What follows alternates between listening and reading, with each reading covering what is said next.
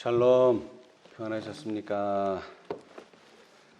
네, 오늘은 우리 마태복음의 말씀으로 시작해 보겠습니다.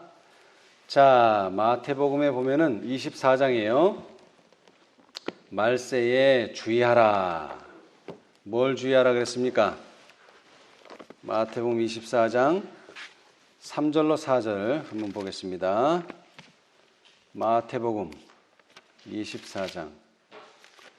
예수님께서 성전을 떠나셔서 감람산에서 성전을 내려다보시면서 하신 말씀이죠. 자, 예수께서 감람산 위에 앉으셨을 때에 제자들이 조용히 와서 가로되 우리에게 이르소서 어느 때에 이런 일이 있겠사오며 또 주의 임하심과 세상 끝에는 무슨 징조가 있사오리이까. 두 가지가 다 한 사건, 하나의 그 주제로 요약될 수 있는데 예루살렘의 멸망과 세상 끝은 징조가 다르다고요? 같다고요? 같다. 그래서 두 사건이지만 사실은 하나의 사건처럼 생각할 수 있어요. 그래서 이 징조들, 특별히 이 때에 예루살렘 멸망 전에 또는 세상 끝에 우리가 어떻게 해야 될 것인가? 그 첫 번째가 뭡니까? 뭐를 주의하라? 예수께서 대답하여 가라사대 너희가 사람의 미혹을 받지 않도록 주의하라. 뭐를 주의하라고요? 사람의 미혹. 자, 그러면은 이 사람의 미혹을 받지 않도록 주의하라는 말씀은 말세에만 해당합니까? 말세에만 사람의 미혹을 주의해야 돼요? 자, 우리 창세기를 가보겠습니다. 창세기 3장 6절 한번 읽어보세요. 누가?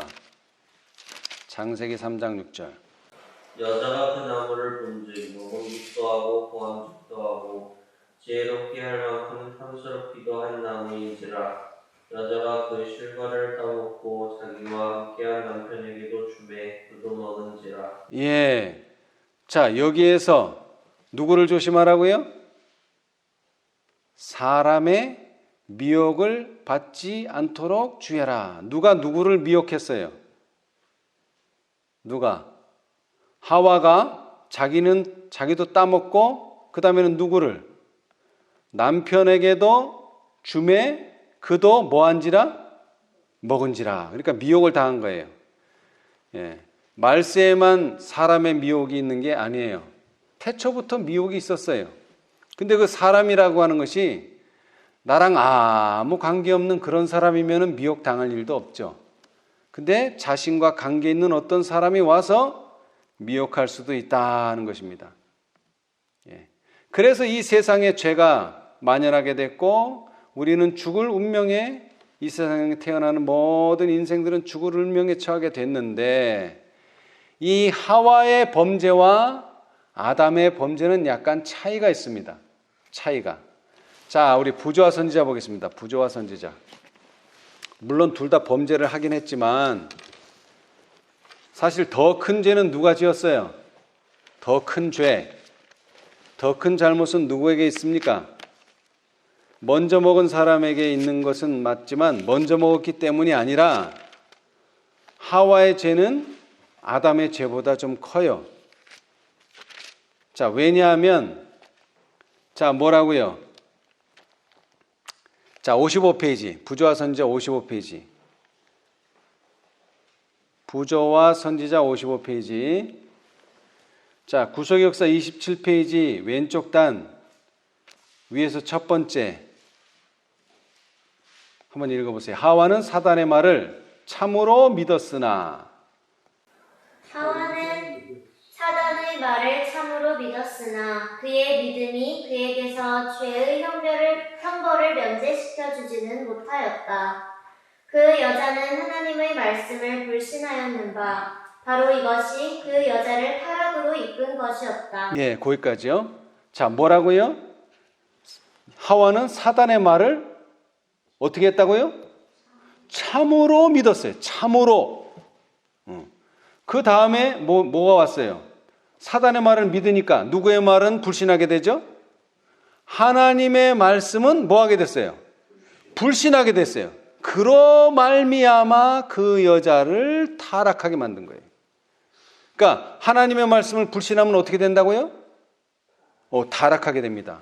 이거 아주 중요한 교훈입니다. 그런데 중요한 것은 왜 하나님의 말씀을 불신하게 되었는가? 사단의 말을 참으로 믿었기 때문에 그렇게 된 거예요. 그게 바로 최초의 범죄요. 그게 바로 하와의 죄요. 그런데 반면에 아담은 어떤 거 봅시다. 56페이지. 아담은 상황이 좀 달라요. 자, 아담은 그 오른쪽 편에 위에서 첫 번째 문단, 아담은 그의 반려자가 하와죠. 하나님의 명령을 어기었다는 것, 그들에게 충성과 사랑의 시금석으로 부과된 단 하나의 금령을 무시하였다는 것을 깨달았다. 한번 고개를 천천히 읽어보세요. 그의 심중에는 무서운 투쟁이 있었다. 그는 그가 하와로 하여금 그의 곁을 떠나 방황하게 허락한 것을 슬퍼하였다. 그러나 이제는 이미 엎질러진 물이었다. 그는 그렇게 큰 기쁨으로 교제하던 그 여자와 헤어지지 않으면 안 되었다. 그가 어떻게 그렇게 할 수 있을까? 아담은 하나님과 거룩한 천사들로 더불어 교제하는 기쁨을 누렸었다. 그는 창조주의 영광을 바라보았었다.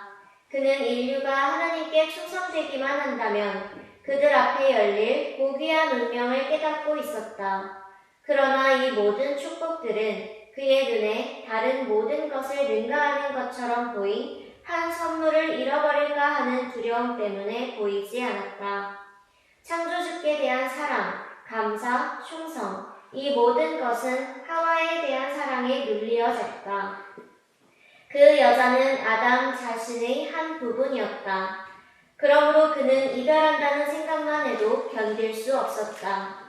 그는 땅의 진토에서 자기를 활력있고 아름다운 모습으로 창조하시고 그를 사랑하사 그에게 반려자를 주신 그 같은 무한하신 능력자께서 그 여자 대신 다른 반려자를 주실 수 있다는 것을 깨닫지 못하였다. 자, 여러분, 아담은 그 실과가 자신을 지혜롭게 하고 하나님같이 만들어줄 것 같아서 먹었어요? 그런 거하고 전혀 관계가 없어요. 아담의 죄는. 뭐가 관계가 있어요? 하와가 관련됐어요. 하와가 죽게 됐다는 것을 깨달았어요. 그래서 이 하와가 죽으면 나는 어떻게 사나? 그래가지고 어떻게 됐어요? 뭐를 잊어버렸어요? 하나님께서 하와를 만들어 주셨다는 것, 하나님께서 이 모든 축복을 주셨다는 것을 잊어버리고 하와가 없어지면 나는 어떻게 사나? 이 생각 때문에 그는 범죄에 이르게 됐어요. 그래서 여기 보면은 뭐를 깨닫지 못했느냐? 그 여자 대신 다른 반려자를 주실 수 있다는 것을 깨닫지 못했다. 그러니까 하와 한 사람의 범죄로 끝날 수 있는 문제였는데 누가 죄를 지음으로? 첫째 아담이 죄를 지음으로 온 인류가 죄를 지을 수밖에 없는 운명에 처하게 되었다는 것입니다. 그러니까 죄의 시작은 하와지만 더 큰 죄는 누가 졌어요? 아담이 진 거예요. 아담이 죄를 짓지 않았다면 이 지구상에는 죄가 들어오지 않았어요. 물론 하와는 죽게 되겠죠. 죄를 범했으니까. 그러나 그는 이 하와 때문에 어떻게 했느냐? 다음을 제가 읽어보겠습니다. 그 여자가 죽어야 한다면 그도 그 여자와 함께 죽을 것이었다. 예. 이 선악과하고는 아무 관련이 없어요. 이제 선악과가 문제가 아니에요. 뭐예요? 여자가 죽는데 나도 따라 죽겠다. 결국 이제 그렇게 마음을 먹으니까 뭐가 생각이 드냐면 결국 현명한 뱀의 말이 참일 수도 있지 않을까. 이제 하나님의 말씀에 대한 의심이 이제 조금씩 들어와요. 라고 그는 추론하였다. 하와는 불순종의 행위를 하기 전과 같이 아름답고 표면상으로 무죄한 것처럼 그의 앞에 있었다. 그 여자는 전보다 더 큰 사랑을 그에게 표시하였다. 그 여자에게 아무런 죽음의 징후도 나타나지 않는 것을 보고 그는 담대히 그 결과를 무릅쓰려고 뭐 하였다? 뭐 하였다 그랬습니까? 여기 결심하였다. 결심을 해야지 이 사과를 먹을 수 있는 거예요. 이 선악과를 먹을 수 있는 거예요. 그러나 하와는 결심해서 먹은 게 아니에요. 야, 정말 저거 먹으면 내가 하나님과 같이 되겠는데 유혹을 당했어요. 그런데 물론 아담도 유혹을 당하긴 했지만 하와가 유혹해서가 아니라 저것을 보니까 정말 사단의 말도 맞을 수도 있지 않을까라는 하나님의 말씀에 대한 의심에서부터 시작돼서 야, 내가 한번 그것을 해봐야 되겠다는 결심을 해야 돼요. 예. 그는 그 과실을 지고 어떻게 먹었다? 그 결심이 어떻게 될지 모르니까 얼마 시간이 지나면 빨리 급히 먹었다. 그래서 남자들한테는 뭐가 있죠? 이 성대가 있어요, 여기. 이거를 영어로는 아담 애플이라 그래요. 아담이 먹다가 이게 걸렸다는 게 너무 급하게 먹다가. 예. 자, 여러분 다시 한번 말씀드리지만 죄는 여자로부터 시작했어요. 그러나 아담이 죄를 범하지 않았더라면 세상에는 오늘날과 같은 죽음과 오늘날과 같은 고통과 시련이 없을 겁니다. 그러나 아담이 죄를 범함으로 말미암아 우리는 이제 죽을 운명에 처할 수밖에 됐어요. 자, 그런데 여기서 생각해 봐야 될 게 뭐냐면요. 자, 그 여자 대신, 그러니까 하와 대신, 왜? 하와는 범죄했으니까, 그죠? 대신에 이제 누구를 주실 수 있다는 것을요? 다른 반려자를 주실 수 있다는 것을 아담은 깨닫지 못하였다. 만약 아담이 이걸 알았더라면 슬프지만 누구를 포기해야 돼요? 하와를 포기해야 돼요. 근데 사실 포기는 아니죠. 예. 자, 만약 하와는 죄를 지었는데요, 아담은 범죄하지 않았다면 죄가 세상에 들어오지 않았을 것입니다. 반면에 하와는 죽을 운명에 처했어요. 그렇다면 이 지구상에 이제 앞으로 많은 사람들이 태어날 텐데 새로운 반려자를 주셔서 한 사람만 뭐가 된 거예요? 죄인이 된 거예요. 그랬을 때 예수님께서 그 한 사람을 위해서 희생 제물이 되실 수 있을까요? 겨우 한 사람인데, 오늘은 그것을 좀 생각해 보고자 합니다. 자, 부조와 선지자 61페이지에 보시면은요, 부조와 선지자 61페이지. 아담에게 큰 시험이 지정되었더라면, 아담에게 큰 시험이 지정되었더라면 죄악으로 마음이 기울어지는 자들은 그때에 이것은 하찮은 문제이다. 하나님은 작은 일에 대하여서는 그렇게 까다롭지 않으시다고 말하면서 자신을 변명했을 것이다. 그리고 작은 일이라고 간주되는 일에 있어서 끊임없이 범죄가 계속될 것이며 그것은 사람들 사이에서 비난도 받지 않고 묵인되었을 것이다. 그러나 여호와께서는 죄는 경중에 관계없이 당신께 불쾌한 것임을 분명히 하셨다. 예, 여러분 하나님께는 하루살이만한 죄라도 뭐로 여기신다고요? 불쾌히 여기셔요. 불쾌히. 뭐 황소만한 죄를 짓는 게 문제가 아니고 아주 하루살이만한 바늘귀만한 죄라도 죄라는 것에 대해서는 당신은 어떻게 여기신다고요? 불쾌하게 여기세요. 죄인이 한 명이든 100명이든 수백 명이든 수억 명이든 천천만만히 죄를 짓든 하나님께서는 죄에 대해서는 불쾌히 여기세요. 반면에 하나님께서는 그 죄를 위해서는 하나의 죄라도 뭐 수백만 개가 아니라 하나의 죄라도 없애기 위해서 그분께서는 노력하신다는 것입니다. 여러분, 시몬에게 예수님께서 비유를 하나 드셨죠? 500데나리온 빚진 자와 50데나리온 빚진 자 누가 더 탕감받았으면은 그 탕감해 준 사람을 더 사랑하겠느냐? 누굽니까? 빚을 많이 진 자죠. 자, 그런데 중요한 것은 500데나리온이 50데나리온보다 큰 건 사실이지만 50데나리온이라도 빚을 졌습니까? 안 졌습니까? 빚을 졌어요. 아무리 작더라도 빚을 졌다는 게 중요한 거예요. 그 작은 빚이지만 그 빚도 뭐 해야 돼요? 결국은 갚아야 돼요. 물론 큰 빚도 갚아야 되지만 작은 빚이라도 그것은 갚아야 합니다. 예. 자, 우리 시대의 소망을 보겠습니다. 시대의 소망.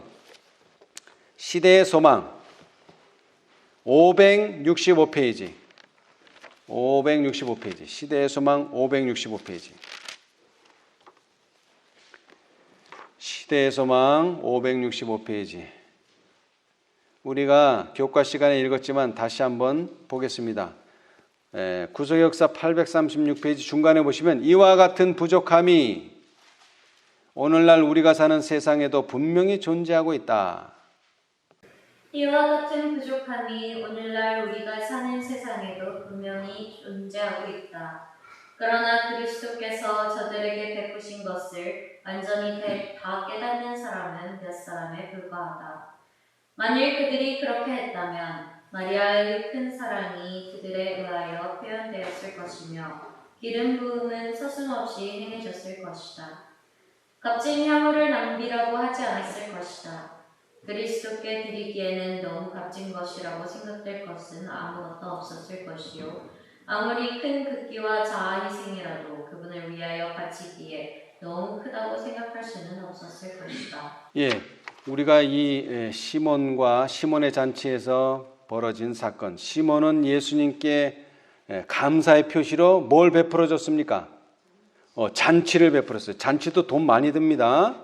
그런데 그것보다 훨씬 더 큰 희생을 한 사람은 누구예요? 마리아예요. 엄청나게 비싼 300데나리온이나 하는 비싼 향유를 그것도 마신 것도 아니고 먹은 것도 아니고 그저 예수님께 부어서 예수님의 발을 씻는 데에 사용했어요.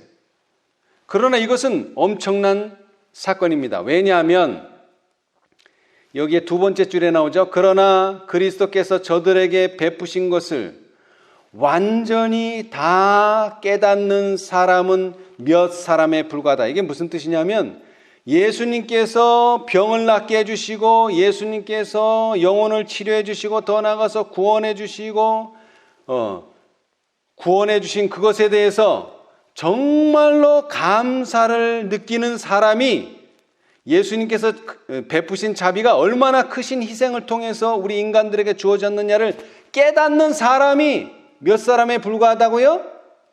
소수. 여기는 표현은 안 했지만 소수에 불과하다는 거예요. 수백 명, 수천 명, 수만 명이 깨닫는 게 아니에요. 그런데 이것을 오늘날 현대 진리로 말한다면 이런 이야기가 되는 거예요. 우리의 현세와 영원한 복락을 위하여 그렇게도 요긴한 이 주제, 믿음으로 말미암는 의에 대한 진리를 스스로 이해하는 사람은 몇 명 중에 한 사람도 없다? 100명 중에 한 사람도 없다. 리뷰 앤드 헤럴드 1889년 9월 3일. 이 말과 똑같은 말이에요. 사람들이 믿음으로 말미암는 의를 뭐 어렵게 얘기하는데 다른 게 아니에요. 예수님께서 인간에게 베푸신 호의, 더 나아가서 구원, 자비, 이것을 정말로 깨닫는 사람이 없어요. 100명 중에 하나라고 그랬죠. 또 다른 말씀에는 이런 말씀도 있어요. 그리스도인 선교봉사 41페이지에요. 나는 교회를 향하여 엄숙한 말을 한다. 현재 교회 농명책에 기록되어 있는 20명 중 한 사람도 지구 역사를 끝마칠 준비가 되어 있지 않다. 이 말도 그 말이에요. 혼인 예복을 입지 않았다는 사람이 20명 중 한 사람도 준비되어 있지 않다는 거죠. 자, 그리스도께서 저들에게 베푸신 것을 완전히 다 깨닫는 사람은 몇 사람에 불과하다. 자, 그 다음 단락을 한번 누가 읽어보세요. 그 다음 단락. 분노하여 무슨 의사로 이것을 허비하느냐라고 한 말은 잃어버린 세상을 위하여 화목제물로서 자신을 선물로 드릴 최고의 희생을 그리스도 앞에 생생하게 떠오르게 하였다. 주께서는 당신의 인간 가족에게 지극히 관대하셨으므로 그 이상 더 하실 수 있다고 말할 수는 없었다. 하나님께서는 예수님을 선물로 주심으로 온 하늘을 주셨다. 인간의 견해로 볼 때 이와 같은 희생은 큰 낭비로 생각되었다. 인간의 사고방식으로는 구원의 계획이 자비와 재원의 낭비로 보인다. 극기와 성심성의의 희생은 어느 곳에든지 우리에게 만족을 준다. 하늘 천사들이 그리스도 안에서 표현된 한없는 사랑으로 향상되고 부유해지기를 거절하는 인간 가족을 놀라움으로 바라보는 것은 지당하다. 왜 이처럼 큰 낭비를 하는가 하고 그들이 부르짖는 것은 당연하다. 예. 자, 그래서 이 천사들은 우리가 예수님을 아는 것보다 훨씬 더 예수님께서 얼마나 위대하고 이 우주의 왕이 되시는가를 아는데 그분이 왜 겨우 인간을 구속하기 위해서 그렇게 희생을 당하셔야 되느냐? 그것은 천사들이 이해가 하기 어려운 상황이다. 이렇게 표현하고 있어요. 그런데 그 중에서도 이 예수님께서는 자신을 무슨 제물로 드리셨다고요? 잃어버린 세상을 위하여 무슨 제물? 이 구약에는 제사가 많이 있죠? 그 중에서 하나가 화목제예요. 화목제. 화목제라고 하는 것은 peace offering이에요. peace offering. 그러니까 번역하자면 그냥 직역하자면 평화의 제사다. 그럼 누구와 누구와의 평화예요? 하나님과 인간 사이의 평화. 하나님과 인간 사이가 왜 깨졌어요? 죄로 말미암아 깨졌어요. 그래서 에덴 동산에서도 살 수 없는 상황이 되었는데 그 하나님과 인간 사이의 깨어진 관계를 회복하기 위해서 드리는 제사가 바로 화목제예요. 하나님과 인간 사이를 화목하게 하기 위해서 드리는 제사. 자, 우리 요한일서를 보겠습니다. 요한일서. 화목제라고 하는 이 제사는 매우 중요한데요. 자, 물론 죄라고 하는 것 때문에 그렇게 되긴 했지만 결과적으로는 하나님과 인간 사이가 벌어졌어요. 자, 요한일서 4장 10절 한번 읽어보세요. 사랑은 여기 있으니 우리가 하나님을 사랑한 것이 아니요 오직 하나님이 우리를 사랑하사 우리 죄를 위하여 화목제로 그 아들을 보내셨음이니라. 예, 여기는 그 아들을 보냈다고만 표현했지만 이 요한일서는 누가 기록했죠? 요한이 기록했죠. 그 요한이 요한복음 3장 16절에 하나님이 세상을 이처럼 사랑하사 독생자를 보내셨다 그랬어요? 주셨다 그랬어요? 주셨다. 그 주셨다는 말은 뭐예요? 제물로 하나님의 아들을 줬다는 뜻입니다. 또는 선물로 하나님의 아들을 줬다는 뜻이에요. 근데 3장 16절은 그냥 줬다고만 돼 있지 왜 줬는지는 돼 있지 않지만 이 요한일서 4장 10절은 뭐로요? 화목제로 하나님과 인간 사이를 화목하게 평화롭게 하기 위해서 그 아들을 보내셨다. 자, 에베소서 사도 바울은 또 이렇게 말합니다. 화목제의 의미를. 자, 에베소서 2장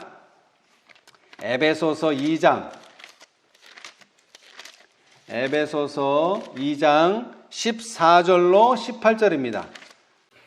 그는 우리의 화평이신지라 둘로 하나를 만드사 중간에 막힌 담을 거시고 원수된 것 곧 의문에 속한 계명의 율법을 자기 육체로 폐하셨으니 이는 이 둘로 자기의 안에서 한 새 사람을 지어 화평하게 하시고 또 십자가로 이 둘을 한 몸으로 하나님과 화목하게 하려 하심이라.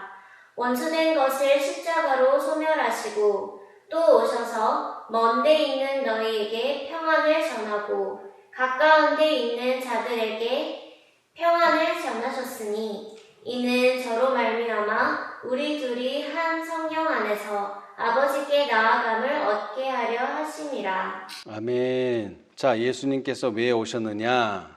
화평하게 하기 위해서. 아까 피스 오퍼링이라 그랬는데 그게 화평, 평화 똑같은 말이죠. 그래서 하나님과 인간 사이가 원수가 되었는데 죄로 말미암아 예수님께서 오셔서 화목제물로 드리심으로 이제 원수관계가 아니라 하나님과 인간이 서로 화평하도록 화목하도록 하기 위해서 예수님께서 오셨다는 것입니다. 그래서 예수님께서는 화목제물이 되셨는데 구약에 보면 화목제물의 희생제물이 세 가지가 있어요. 소, 양, 염소가 있어요. 자, 우리 레위기 3장을 보겠습니다. 레위기 3장 화목제사에 대해서 좀 보겠어요. 화목제사 레위기 3장 레위기서 3장 3절 4절입니다. 한번 읽어보세요. 레위기서 3장 3절 4절. 그는 또 그 화목제의 희생 중에서 여호와께 화제를 드릴지니 곧 내장에 덮인 기름과 내장에 붙은 모든 기름과 두 콩팥과 그 위에 기름 곧 허리 근방에 있는 것과 간에 덮인 거풀을 콩팥과 함께 취할 것이요. 아멘. 자, 여기 세 가지 동물이 나온다 그랬죠. 이 화목제로 드리는 제물은 세 가지가 있는데 그 중에 지금 읽은 것은 소입니다. 소. 이 하나님께서는 소의 내장까지도 다 파악하셨어요. 기름이 어디 있다고요? 기름이? 그러니까 기름이라고 말하면 좀 이해가 어려우니까 지방. 소도 지방이 있죠. 지방이 어디에 있어요? 내장에 있어요. 내장에 지방이. 그래서 이 내장에 있는 모든 지방을 다 뭐하라? 태우고 그 다음에는 또 뭐를 태워야 돼요? 콩팥이 2개라고 말했어요. 우리가 장기가 하나인 것도 있지만 2개인 것도 있는데 콩팥은 2개죠. 그래서 두 콩팥과 그 콩팥 위에 그 위의 기름, 허리 근방에 있는 기름, 간에 덮인 거풀 기름, 이것을 콩팥과 함께 취할 것이요. 이것은 취한다고 표현했지만 사실은 먹는 건 아니고요. 태우는 겁니다. 태워요. 뭐를 태운다고요? 내장에 있는 모든 소 내장에 있는 모든 기름, 그 다음에 2개의 콩팥을 다 태워요. 없애요. 자, 그 다음에는 양을 또 드립니다. 자, 9절로 11절. 그는 그 화목제의 희생 중에서 여호와께 화제를 드릴지니 그 기름 곧 미려골에서 된 바 기름진 꼬리와 내장에 덮인 기름과 내장에 붙은 모든 기름과 두 콩팥과 그 위에 기름 곧 허리 근방에 있는 것과 간에 덮인 거풀을 콩팥과 함께 취할 것이요 제사장은 그것을 단 위에 불사를 지니 이는 화제로 여호와께 드리는 식물이니라. 여기 나오죠? 이걸 취한다 그랬는데 먹는다는 게 아니라 어떻게 한다고요? 불태우는 거예요. 뭐를 불태우죠? 모든 기름. 근데 양은 또 좀 달라요. 양은 어디까지도 기름이 있어요. 미려골에서 밴 바 기름진 꼬리까지도 기름이 있나 봐요. 저도 자세히는 모르겠는데 하여튼 그래서 꼬리에도 기름이 있으니까 꼬리도 태워야 돼요.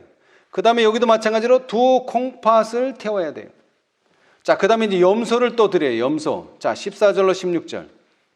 그는 그 중에서 예물을 취하여 여호와께 화제를 드릴지니 곧 내장에 덮인 기름과 내장에 붙은 모든 기름과 두 콩팥과 그 위에 기름 곧 허리 근방에 있는 것과 간에 덮인 거풀을 콩팥과 함께 취할 것이요 제사장은 그것을 단 위에 불사를 지니 이는 화제로 드리는 식물이요 향기로운 냄새라 모든 기름은 여호와의 것이니라. 저 우스운 얘기가 있죠. 어머니가 맨날 이 닭을 이렇게 볶음이나 뭐를 하면은 뭐만 먹어요? 닭을. 이 목뼈만 먹어요. 목뼈. 그래서 이제 아들이 물어본 거예요. 엄마 목뼈가 맛있어? 그랬더니 나는 목뼈가 맛있어. 그거 사실 맛있는 거 아니죠? 왜 엄마는 목뼈만 먹어요? 날개죽지나 이 다리를 안 주고 자녀한테 먹이려고 그런 거예요. 마찬가지로 하나님께서는 뭐를 태우라? 이 화목제의 키포인트가 뭐를 태우라는 거예요? 모든 기름을 태우고요. 그죠? 그 다음에 뭐를 태우라? 두 콩팥을 태워라. 그래서 이 타는 냄새는 하나님께 뭐다? 향기로운 냄새다. 사실은 이거 이 동물 중에서 제일 먹어서는 안 될 부분이에요, 이것이. 자, 우리 17절 보겠어요. 3장 17절 한번 읽어보세요. 너희는 기름과 피를 먹지 말라. 이는 너희 모든 초소에서 대대로 영원한 규례니라. 예. 이 구약의 모든 동물을 제사 드릴 때 절대로 먹지 말아야 될 것은 두 개 있는데 바로 그 동물에서 나온 피, 그 다음에 그 동물에서 나온 지방이야. 지방 덩어리, 기름. 그래서 자, 레위기 7장 33절에도 있어요. 레위기 7장 33절. 아론의 자손 중 화목제의 희생의 피와 기름을 드리는 자가 그 우편 뒷다리를 자기의 소득으로 삼을 것이라. 예. 그러니까 이 양을 잡으면 피는 제단에 바르고요. 예. 희생 제물로서 피는 바르죠. 그 다음에 이 피는 예수님의 죽음을 상징하는데요. 그 다음에 또 하나는 기름을 모두 수고해서 뭐 해야 돼요? 태워야 돼요. 그리고 나머지는 먹을 수 있어요. 왜? 나머지는 먹어도 문제가 없지만 이 기름은 먹으면 우리 몸에는 절대적으로 안 좋습니다. 자, 그런데 이 지방이 어떻게 해서 생기나요? 지방이. 낙타의 혹이 왜 생깁니까? 자신이 필요한 모든 영양분을 흡수하고 그것이 남아 돌 때 앞으로를 위해서 지방으로 변화시켜서 몸에다가 축적해요. 특히 배에다가. 여기도 나오잖아요. 내장에 주로 기름이 지방이 생기거든요. 내장에 우리 복부에 복부 비만. 비만은 이 복부에서부터 생겨요. 기름이 배에서부터 생겨요. 자, 이것은 뭘 말합니까? 우리가 오직 하나님만을 의지하고 절대적인 분으로 섬겨야 되는데 우리가 조금 더 거기에서 조금 우리의 신앙이 나태해지거나 안이해지면 거기에는 지방이 생기는 거예요. 지방이. 교만이 생긴다는 거죠. 그리고 이 콩팥은요, 우리 인간이나 짐승들은 두 개가 있는데 이 콩팥의 역할은 체내 수분을 조절하거나 아니면 혈압을 조절하거나 이런 조절 기능이 있지만 제일 중요한 것은요, 혈액 속에 노폐물을 걸러내는 역할을 해요. 한마디로 콩팥은 혈액을 깨끗하게 정화해서 여과하는 기능을 가지고 있어요. 그러니까 그 콩팥 속에는 뭐가 쌓일까요? 필터 기능을 하니까 모든 오물들이 그 필터 속에 있거든요. 그래 그 필터를 청소해 줘야 되는데 하여튼 짐승의 내장이나 사람의 내장 속에서 콩팥은 거기에 모든 더러운 찌꺼기들이 그 안에 있어요. 그래서 그것은 절대 먹으면 안 돼요. 마찬가지로 예수님께서는 먹지 말아야 할 것을 말씀해 주신 거예요. 먹지 말아야 할 것. 왜? 콩팥은 거기에 모든 더러운 것이 저장되어 있기 때문에 인간이 먹어서는 안 된다는 것이죠. 다시 말하면 예수님께서는 우리에게 필요한 것은 주시지만 절대로 필요치 않은 것은 요구하시지 않는다. 자, 특별히 피에 대해서 말씀하셨는데 모든 고기는 그 생명되는 피채 먹지 말 것이니라. 내가 반드시 너희 피 곧 너희 생명의 피를 찾으리니 짐승이면 그 짐승에게서 사람이나 사람의 형제면 그에게서 그의 생명을 찾으리라. 창세기 9장 4절로 5절. 또 레위기서 17장 11절에는 육체의 생명은 피에 있음이라. 내가 이 피를 너희에게 주어 단에 뿌려 너희의 생명을 위하여 속하게 하였나니 생명이 피에 있으므로 피가 죄를 속하느니라. 자, 우리 히브리서는 찾아보겠습니다. 히브리서 9장 22절. 히브리서 9장 22절. 그래서 이 피는 피 없이는 죄사함도 없습니다. 자, 히브리서 9장 22절 한번 읽어보세요. 불법을 쫓아 거의 모든 물건이 피로써 정결케 되나니 이 흘림이 없으면 사함이 없느니라. 예, 그래서 이 피는 매우 중요합니다. 화목제물에서의 피는 매우 중요해요. 그리고 이 화목제물에서 중요한 거, 모든 기름과 두 콩팥은 불태워 버려야 한다. 예. 자, 우리 시대의 소망을 보겠습니다. 시대의 소망 480페이지. 아담이 범죄하지 않았더라면 오늘날 이런 세상은 없었겠죠. 그러나 한 사람이 범죄로 말미암아 죽게 됐어요. 바로 하와죠. 그러면 겨우 그 한 사람을 위해서 예수님께서는 십자가에 달리실 것인가? 여러분은 어떻게 생각하세요? 자, 480페이지. 480페이지. 시대의 소망 480페이지. 겨우 한 영혼이에요. 겨우 한 영혼.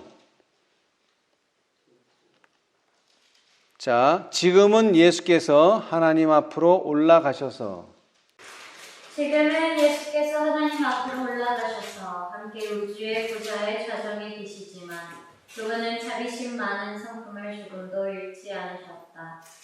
오늘도 똑같이 부드럽고 동정적인 마음이 괴로움을 당하는 모든 인간들에게 열려있다. 오늘도 못 박히신 손은 세상에 있는 당신의 백성들을 더욱 많이 축복하시려고 펼쳐있다. 영원히 멸망하지 아니할 터이요 또 저희를 내 손에서 빼앗을 자가 없느니라. 그리스도에게 자신을 바친 영혼은 그분이 보시기에 온 세계보다도 더 귀중하다. 한 사람을 구원하여 당신의 왕국으로 인도하기 위해서라도 구주께서는 칼바리의 고통을 당하셨을 것이다. 그분께서는 당신께서 위하여 죽으신 사람은 단 하나도 결단코 버리지 않으실 것이다. 당신의 추종자들이 당신을 떠나기로 결정하지 않는 한 그분은 그들을 꼭 붙잡으실 것이다. 아멘. 자, 여기 뭐라 그랬어요? 한 사람을 구원하여 당신의 왕국으로 인도하기 위해서라도 구주께서는 갈바리의 고통을 당하셨을 것이다. 예. 하와가 범죄하고 아담은 범죄하지 않았더라도 한 사람, 하와 한 사람을 위해서라도 예수님께서는 어떤 고통을 당하셨을 거라고요? 갈바리의 고통을 당하셨을 것이다. 그래서 예수님께서는 이 사상을, 이 예수님의 생각을 마태복음 18장의 비유로 설명해 주셨어요. 자, 마태복음 18장. 마태복음 18장입니다.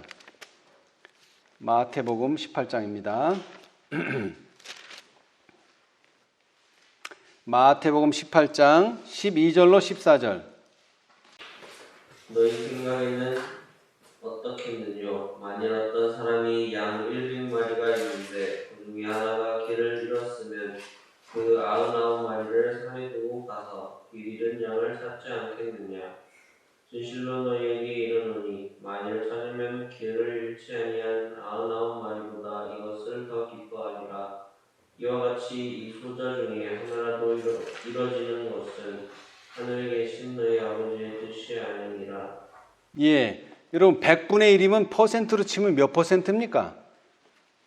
퍼센트로 치면 1%죠. 겨우 1%예요. 그러나 사람들의 행동이 어떻듯이요? 양이 100마리가 있는데 한 마리 잃어버렸다고 그래 한 마리니까 괜찮아 이러지 않아요. 사람들의 경험상. 그래서 예수님은 그 경험을 여기에 이야기하셨어요. 성경절을 인용하지 않았어요. 이번에는 성경절 인용하지 않고 이 인생들의 경험을 이용해서 자 너희들도 봐라 100마리가 있는데 그 중에 겨우 한 마리지만 한 마리라도 잃어버렸다면 너희가 그 한 마리를 찾아서 99마리를 두고 가지 않겠느냐. 하나님도 마찬가지라는 거죠. 이 소자 중에 하나라도 이루어지는 것은 하늘에 계신 너희 아버지의 뜻이 아니니라. 예. 자, 누가복음 보겠어요. 누가복음. 예, 누가복음 15장입니다. 누가복음 15장. 누가복음 15장. 누가복음 15장. 누가복음 15장 21절에서부터 제가 한번 읽어보겠습니다. 탕자의 비유인데 탕자의 비유. 아들이 가로되 아버지여 내가 하늘과 아버지께 죄를 얻었사오니 이건 둘째 아들입니다. 지금부터는 아버지의 아들이라 일컬음을 감당치 못하겠나이다 하나 아버지는 종들에게 이르되 제일 좋은 옷을 내어다가 입히고 손에 가락지를 끼우고 발에 신을 신기라. 그리고 살진 송아지를 끌어다가 잡으라. 우리가 먹고 즐기자.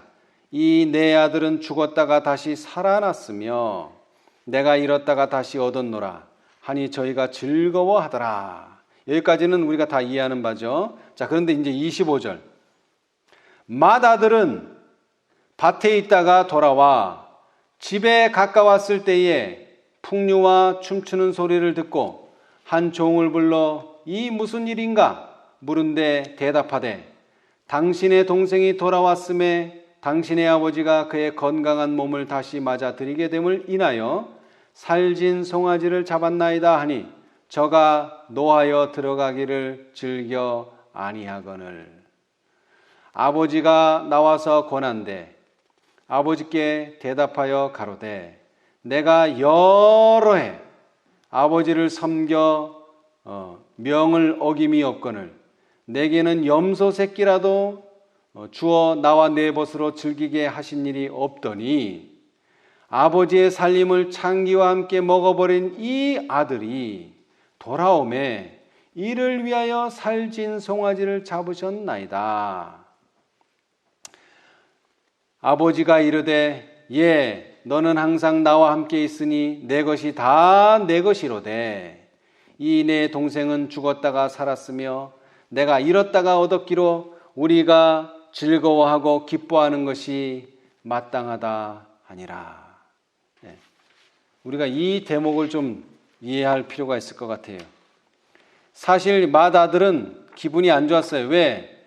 자기는 열심히 아버지께 충성하고 아버지의 명령을 한 번도 거스린 적이 없는데 자기를 위해서는 잔치를 베푼 것은 고사하고 염소 새끼 한 마리도 안 줬는데 자기 몫의 재산을 다 탕진하고 거지로 돌아왔는데 그 탕진한 아들에게는 그거보다 훨씬 더 값진 송아지를 잡아서 잔치를 베풀었다.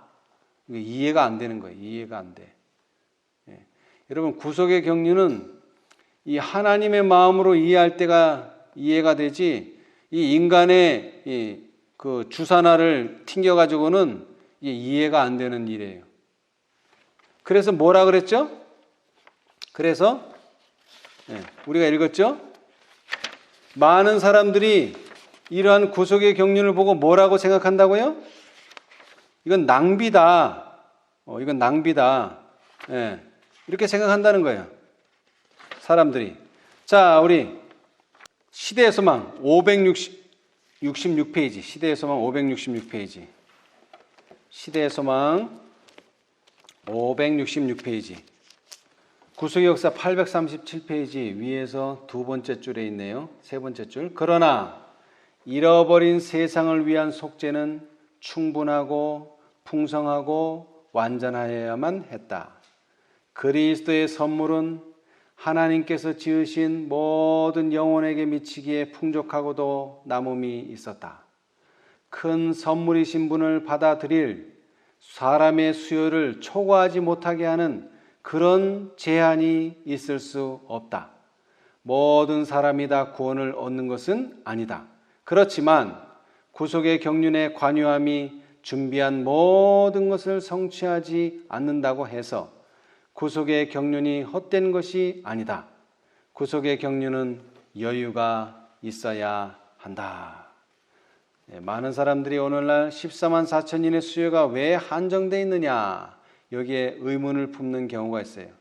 이것은 하나님의 한정이 아니라 그렇게 될 것이 예언되어 있는 것뿐입니다. 막아놓은 것이 아니라.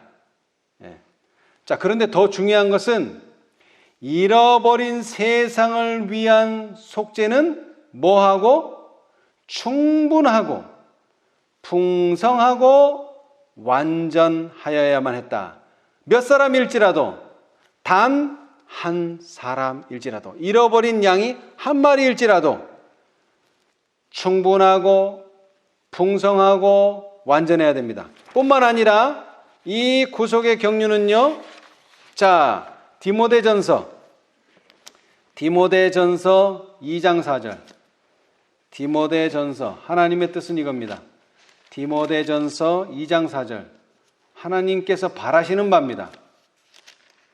디모데전서 2장 4절. 하나님은 모든 사람이 구원을 받으며 진리를 아는데 이르기를 뭐 하시느니라? 원하시느니라.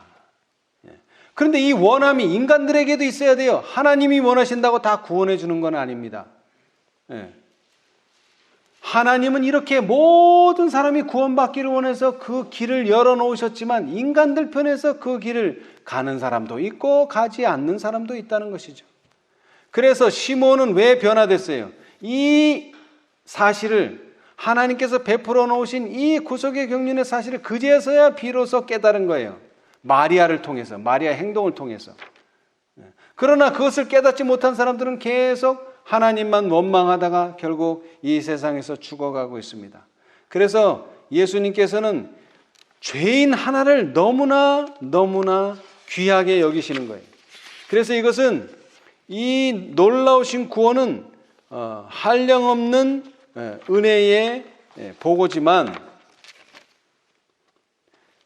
이 선물을 받는 자들은 소수다. 아까도 말했죠? 그리스도께서 저들에게 베푸신 것을 완전히 다 깨닫는 사람은 몇 사람에 불과하다.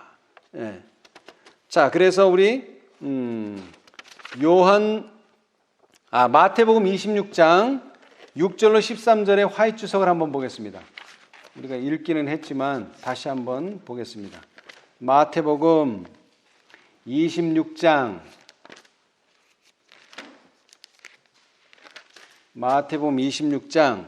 6절로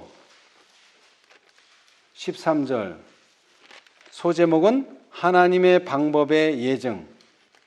선물을 받을 대상의 인격과 필요에 따라 우리들이 적당히 조절해서 주는 선물이 있다.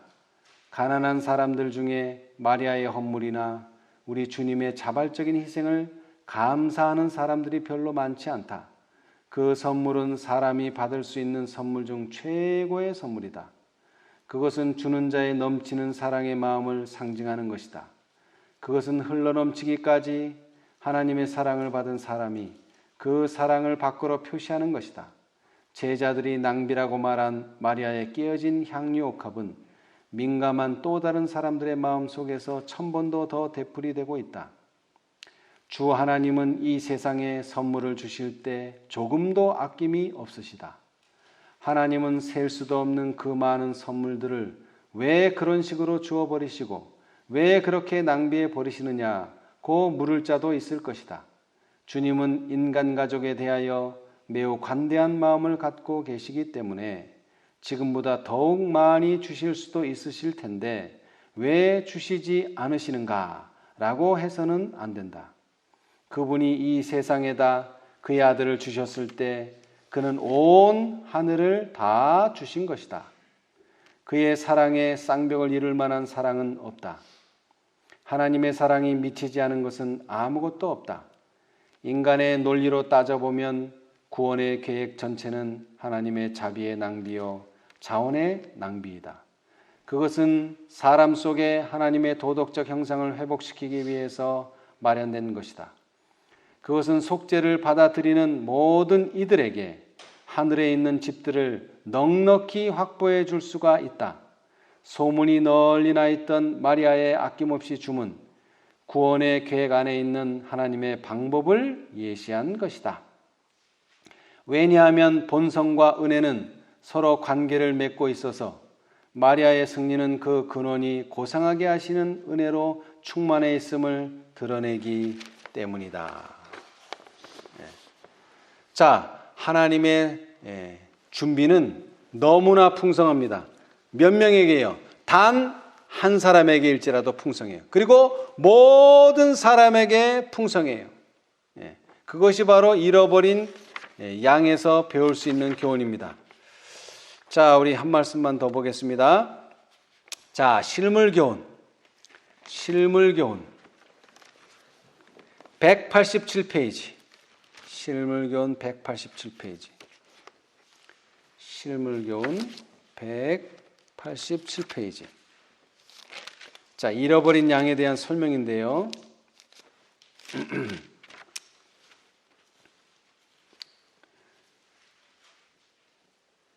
자, 거기 구속의 역사 1087페이지 오른쪽 단 밑에서 첫 번째, 그의 양 가운데 한 마리가 그의 양 가운데 한 마리가 흥성불명이 된 것을 알게 된 목자는 평안히 우리 안에 들어있는 양들을 바라보며 99마리가 남아있는데 잃어버린 한 마리 양을 찾아나가는 것은 너무나 많은 고생이 될 거야. 또 혼자 돌아오겠지. 돌아오면 내가 우리의 문을 열어 안으로 보내겠노라 하고 말하지 않았다. 한 마리의 양이 길을 잃어버리자마자 목자의 마음은 슬픔과 근심으로 가득 찼다. 그는 양을 세어보고 또 세어본다. 한 마리의 양이 길을 잃었다는 것을 확인하고는 잠을 이루지 못한다. 그는 우리 안에 있는 99마리를 풀어주고 잃어버린 한 마리 양을 찾으러 나간다. 밤이 어두워질수록 비바람이 심해질수록 목자의 염려는 더욱 커져 더 열심히 찾는다. 그는 잃어버린 한 마리 양을 찾기 위하여 온갖 노력을 다한다. 예. 자, 거기서 이제 좀 내려와서요. 이제 189페이지. 189페이지 오른쪽 단 구속역사 1088페이지 오른쪽 단 중간쯤 보시면 죄인 하나가 회개하면, 제가 읽어보겠습니다. 죄인 하나가 회개하면 하늘에서는 회개할 것 없는 의인 99을 인하여 기뻐하는 것보다 더 하리라. 그리스도께서는 다음과 같이 말씀하셨다. 너희 바리새인들은 하늘의 총애를 받은 자라고 생각하고 또 너희 자신의 의로서 충분하다고 생각한다. 만일 너희가 회개할 것이 없다고 생각한다면 나의 사명은 그대들에게 대한 것이 아님을 알라. 자신의 가난함과 사악함을 깨닫는 불쌍한 자들을 구원하기 위하여 내가 이 세상에 왔노라. 하늘의 천사들은 너희가 업신여기는 이러한 잃어버림 받은 사람들에게 깊은 관심을 가지고 있다. 너희들도 이들 중 어느 한 사람이 나와 연합하면 곧 불평하고 조롱한다. 그러나 천사들은 오히려 그것을 기뻐하고 개선의 노래로 하늘 조정을 울린다는 것을 알라. 자, 우리 마지막으로 누가복음에 있는 말씀을 읽고 마치겠습니다. 누가복음 15장. 잃어버린 양에 대한 비유인데요. 자, 이 비유는 매우 중요합니다. 왜냐하면 예수님의 사명이 누구를 위한 것인가? 죄인에게는 또는 병자에게는 예수님이 필요하지만 건강한 자에게는 예수님은 전혀 필요치 않습니다. 자, 15장 1절 모든 세리와 죄인들이 말씀을 들으러 가까이 나아오니 바리새인과 서기관들이 원망하여 가로되 이 사람이 죄인을 영접하고 음식을 같이 먹는다 하더라. 예수께서 저희에게 이 비유로 이르시되 너희 중에 어느 사람이 양 100마리가 있는데 그 중에 하나를 잃으면 99마리를 들에 두고 그 잃은 것을 찾도록 찾아다니지 아니하느냐. 또 찾은즉 즐거워 어깨에 메고 집에 와서 그 벗과 이웃을 불러 모으고 말하되 나와 함께 즐기자. 나의 잃은 양을 찾았노라 하리라. 내가 너희에게 이르노니 이와 같이 죄인 하나가 회개하면 하늘에서는 회개할 것 없는 의인 99을 인하여 기뻐하는 것보다 더 하리라. 죄인 몇 명이요? 하나가 회개하면. 만약 아담과 하와의 시대에 하와는 사단의 말을 참으로 믿었기에 그 실과를 먹었지만 아담은 믿지 않았기 때문에, 그리고 하와가 죽을 것은 알았지만 그러나 하나님 편에 섰더라면 하와만 죽을 운명에 처했을 거예요. 그러나 예수님께서는 그 한 사람이라 할지라도 죄인 하나가 회개하면 하늘에서는 회개할 것 없는 의인 99을 인하여 기뻐하는 것보다 더 하리라. 겨우 한 명이지만 이 한 명이 위해서라도 예수님은 십자가의 희생을 하셨을 것이고 이 한 명이지만 이 한 명이 회개하고 돌아왔을 때 예수님과 많은 의인들의 기쁨은 이루 말할 수가 없었을 것입니다. 오늘 우리는 이 교훈을 통해서 예수님의 마음을 가지고 바리새인이나 서기관들처럼 이 사람이 죄인을 영접하고 음식을 같이 먹는다 이런 사상과 생각이 아니라 한 영혼을 구원하기 위해서 예수님이 보이셨던 그 행동, 그 모든 것에서 우리는 예수님과 같이 영혼을 구원할 수 있는 그러한 예수님과 같은 마음을 가지게 되시기를 간절히 바라면서 오늘 말씀을 마치겠습니다. Victorious, Lord.